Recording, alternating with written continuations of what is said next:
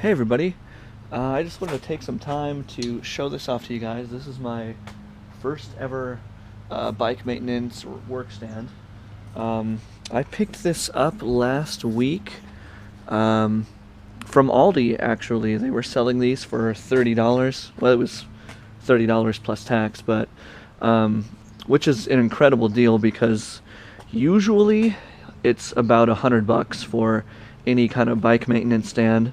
So I thought this was awesome that I could get one for so cheap. It just makes things easier to do, just like light maintenance and stuff at home. So I was very excited to pick it up. It's a good quality stand too. Like our clamp here, I can loosen this up.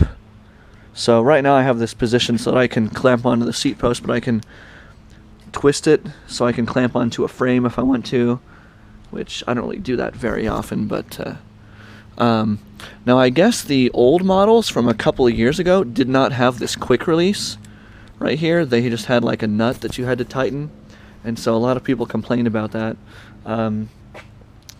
But it's great that it has a quick release, just like pretty much every other bike stand I've used.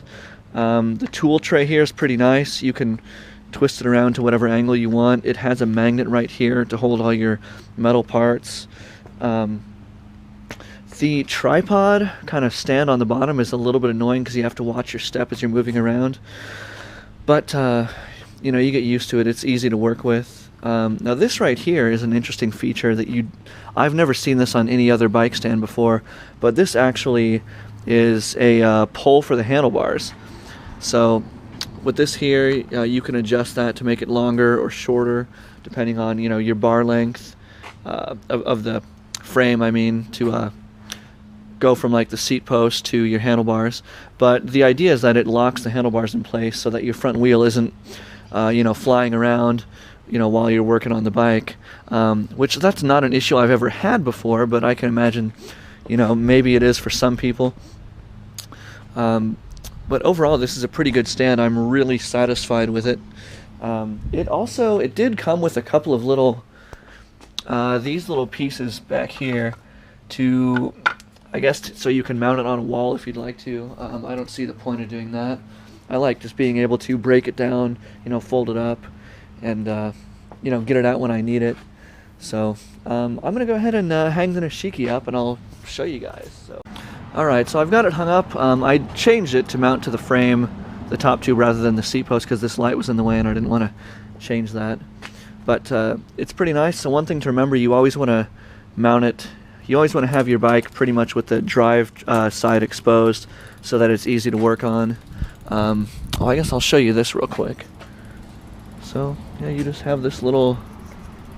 Alright, well I've got it hung up now, but you see this bar comes out and it just clips onto the handlebars and keeps it straight so it doesn't, flop around. It's a little bit easier to use if you actually clamp to the seat post rather than the top tube of the bike, but it does its job. So now a lot of people don't like to clamp to the top tube because your cables get in the way, but this it's actually open like that on the top and bottom, so your cables actually do get through just fine. Like, here we go, let's pedal and let's see if our brakes work. Yep, our brakes are working. So yeah, that's pretty much it. It's a good maintenance stand. I really like it. I'm extremely happy with it. So yeah. Since buying it, I've mentioned it at work to a couple of people, and they have gone out and bought some themselves. So I think it was a very good buy. So if you're in the market for a cheap, I shouldn't say cheap, I should just say inexpensive, an inexpensive work stand, good quality, I'd say go with this one. So, all right, that's all for today. I hope you guys have enjoyed. If you have any questions, leave a comment below. As always, subscribe for more bike fun, and I will see you guys next time.